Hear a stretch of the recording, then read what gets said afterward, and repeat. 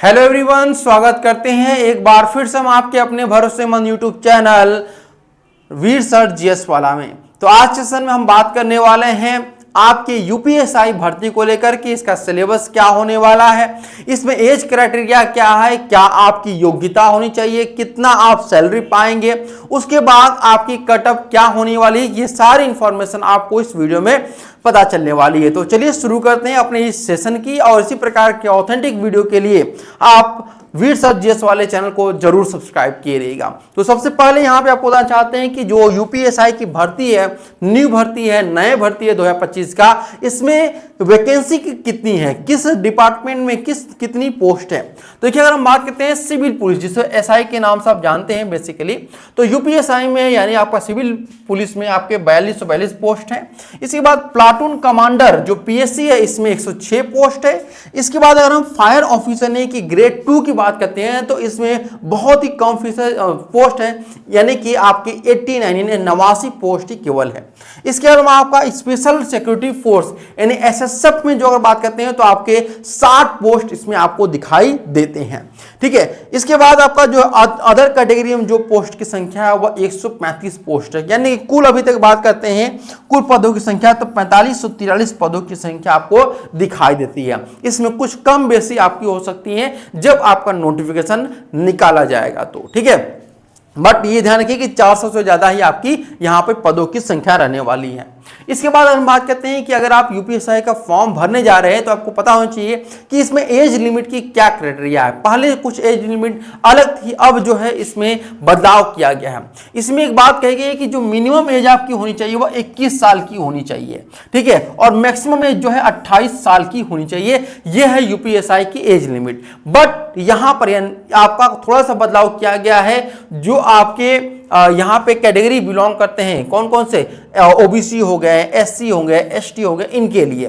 तो यहाँ पे कहा गया है कि बोर्न बिटवीन 2 जुलाई 1997 यानी कि 2 जुलाई 1997 से पहले कि ये पैदा नहीं होना चाहिए, यानी उसके बाद, और जुलाई 1 2004 इसके पहले, यानी ये आपका इसके बीच में आपकी पैदाइश होनी चाहिए। 2 जुलाई 1997 से लेकर 1 जुलाई 2004 के बीच में आपकी पैदाइश होनी चाहिए, तो आप इसके लिए एलिजिबल रहते हैं। बट लेकिन यहाँ पर ओबीसी, एससी, एसटी की जो कैंडिडेट है उनके लिए यहाँ पर अपर एज लिमिट की जो है वह 33 साल रखी गई है।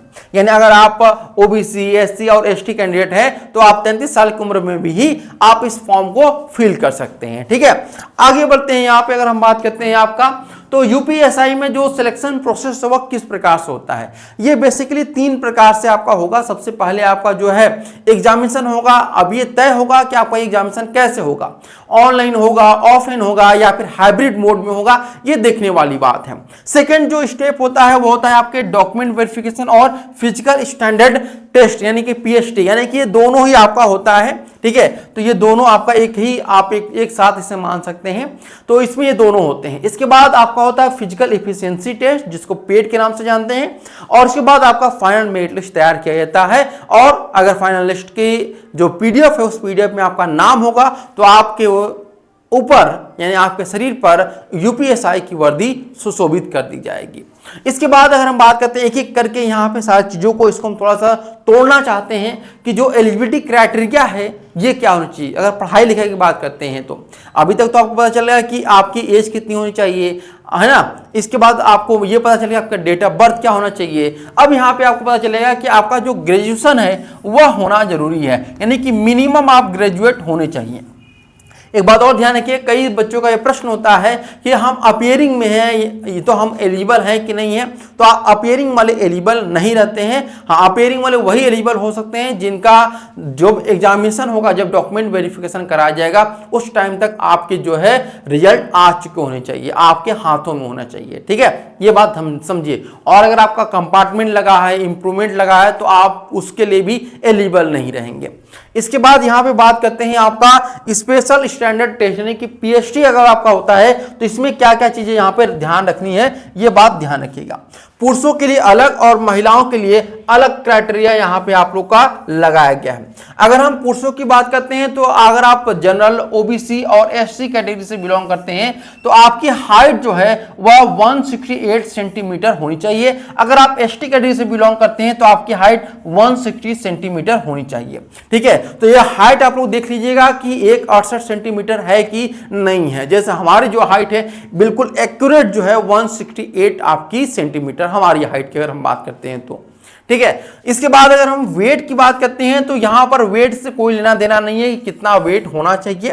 ठीक है, चेस्ट की बात करते हैं, पुरुषों में वेट के बारे में कुछ नहीं कहा गया है, महिलाओं में वेट के बारे में कहा गया है कि कम से कम 40 साल की अगर लड़की है या महिला है तो वो इस फॉर्म को भर सकती हैं। चेस्ट की बात करते हैं तो मिनिमम 79 सेंटीमीटर आपका पूरा चेस्ट होना चाहिए। ये पूरा जिसको कहते हैं ना 80 सेंटीमीटर या 79 सेंटीमीटर, तो ये आपका होना चाहिए। और एसटी कैटेगरी मिनिमम जो है 77 सेंटीमीटर होना चाहिए। चेस्ट एक्सपेंशन यानी कि जो आपके सीना का फुलाव है, ऐसे करके फुलाव करके करेंगे तो वो आपका जो है मिनिमम 5 सेंटीमीटर चेस्ट एक्सपेंशन आपका होना चाहिए, 5 सेंटीमीटर का फुलाव होना चाहिए। रनिंग जो होगा आपका, रनिंग की बात करते हैं यहाँ पे तो आपका 4.8 किलोमीटर रन आपका होना चाहिए 28 मिनट में। आप चाहे किसी भी कैटेगरी को हो, पुरुषों के लिए जो है 4.8 किलोमीटर 28 मिनट में होना चाहिए। यही आपका पेट होता है, यही आपका क्या होता है, यही आपका पेट होता है। ठीक है, अब महिलाओं की हम बात करते हैं तो आपका फीमेल कैटेगरी में चाहे आप जनरल, ओबीसी, एससी हो तो 152 सेंटीमीटर आपकी हाइट होनी चाहिए और एसटी से बिलोंग करते हैं तो 147 सेंटीमीटर होनी चाहिए, यानी काफी कम हाइट में भी आपका यहां पर सिलेक्शन हो सकता है।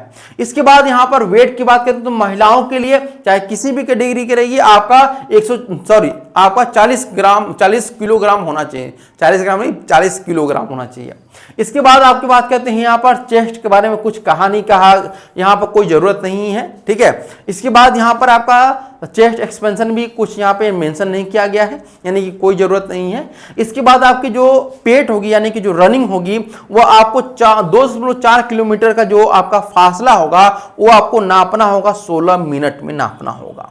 ठीक है, अब आगे बढ़ते हैं। यहाँ पर वही हम पेट के बारे में बात करते हैं, जो रनिंग वाला पोर्शन होता है तो ये रनिंग निकाल लेते हैं तो आपका काम हो जाता है। इसके बाद यहाँ पे आपका जो एग्जाम पैटर्न है वह क्या है, तो देखिए ये जो एग्जामिनेशन होगा 2 घंटे का आपका ये एग्जामिनेशन होता है, यानी कुल मिलाकर देखा जाए तो आपका 120 मिनट का आपका जो है ये टोटल होता है, यानी 120 मिनट का ये आपका पेपर किया जाता है। और ये 120 मिनट में आपको कितने क्वेश्चन सॉल्व करना होता है, तो आपको 160 क्वेश्चन आपको सॉल्व करना होता है, यानी कि टोटल संख्या कितनी होती है प्रश्नों की 160 होती है। अगर हम यहाँ पे बात करते हैं कि नेगेटिव मार्किंग का और एक क्वेश्चन सही करने पे कितना मिलेगा, ये यहाँ पे बोला गया है। अगर कोई क्वेश्चन आप सही करते हैं तो 2.5 मार्क्स आपको मिलेगा, यानी इसको आप शुद्ध अगर भोजपुरी में बोला जाए तो 2.5 नंबर आपको मिलेगा। ठीक है, कितना मिलेगा, 2.5 नंबर आपको यहाँ पर मिलेगा एक क्वेश्चन सही करने पे। अगर कोई क्वेश्चन गलत करते हैं तो 1 नंबर आपके न मिली, ये बात ध्यान रखिए लोग। ठीक है, तो 1 नंबर आपके न मिली, बट हाँ मतलब अगर नेगेटिव मार्किंग करे चाहते हो, तुक्का मार चाहते हो तुक्का मार सकेला, उसमें कोनो दूर राय ना है। हाँ बस ये रहा है कि जितना ज्यादा सही करबा उतना तो सिलेक्शन प्रोसेस आगे बढ़ी, जितना टॉप मेट में ही बा उतना बाद में तो प्रमोशन में भी सहायता मिली। ठीक है, आगे बढ़िए। इसके बाद टोटल मार्क्स की बात करते हैं तो यहाँ पे 400 नंबर का आपका ये पेपर कराया जाएगा। है बात समझिए, 400 नंबर का ये पेपर आपका टोटल कराया जाने वाला है। तो ये सारी चीजें मैंने आपको बता दिया। एक बात और यहाँ पे ध्यान रखिएगा कि इसमें जो है अलग अलग प्रकार के सेक्शनल यहाँ पे कटअप होती है। तो जैसे हिंदी का हो गया, जीके जीएस हो गया, मूल विधि हो गया, रीजनिंग हो गया, तो इसमें आपको मिनिमम क्राइटेरिया रखा गया है कि आपका 35% आपको मार्क्स लाने ही होंगे हर सब्जेक्ट में, और ओवरऑल कम से कम आपका अगर मेट में नाम आना चाहता है तो 40% आपका होना चाहिए। ठीक है, ये अगर आपके हैं ओवरऑल 40% मिनिमम, और आपका मिनिमम हर सब्जेक्ट में 35% होना चाहिए, तभी आप आगे के प्रोसेस में भाग ले पाएंगे। इसके बाद यहां पे हम बात करते हैं कि कितने कितने सब्जेक्ट होते हैं। वही हम यहां पे जिस सेक्शनल की बात कर रहे हैं तो वही सेक्शन आपको यहां पर देखने को मिल रहा है। तो देखिए पहला सब्जेक्ट आपका हिंदी हो गया, दूसरा हो गया आपका संविधान या मूल विधि या सामान्य ज्ञान इससे संबंधित। ठीक है, इसके बाद आपका जो है तीसरा रीजनिंग हो गया, चौथा गणित हो गया, यानी कि 4 सब्जेक्ट में और चारों में आपको कम से कम जो है हर सब्जेक्ट में 35% मार्क्स जो है आपके होने ही चाहिए। 35% आपके मार्क्स होने ही चाहिए, बात ध्यान रखिएगा। यानी कि हर प्रश्न, हर सब्जेक्ट से प्रश्नों की संख्या 40-40 रहने वाली है। 40 प्रश्न हिंदी के, 40 प्रश्न मूल विधि के, और 40 प्रश्न रीजनिंग के, और 40 प्रश्न गणित के रहने वाले हैं। और कुल अंकों की संख्या हर सब्जेक्ट जो होगा 100-100 नंबर का आपका कराया जाएगा, यानी कि 400 नंबर का आपका पूरा पेपर यहां पर कराया जाने वाला है।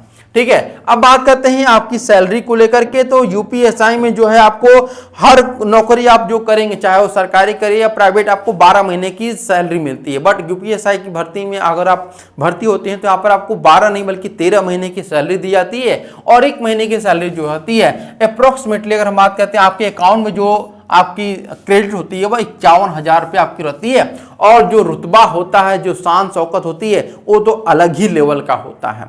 तो ये बहुत अच्छी अपॉर्चुनिटी आप लोग के लिए मिली हुई है। आप लोग जितना जल्दी आप लोग इसकी प्रिपरेशन करना शुरू कर देंगे उतना आपके लिए बेहतर होगा। ठीक है, तो ये सारी इंफॉर्मेशन आपको आज की वीडियो में मिल चुकी है। अगर कोई इंफॉर्मेशन आपको और चाहिए तो आप लोग कमेंट करके बताइएगा। यूपीएसआई और यूपीपी की सारी इंफॉर्मेशन आपको वीर सर जीएस वाले चैनल पर आपको मिलती रहेगी और प्रिपरेशन भी आपको जल्द ही शुरू कराया जाएगा। आज के लिए इतना ही, फिर मिलते हैं नेक्स्ट वीडियो में, तब तक के लिए धन्यवाद।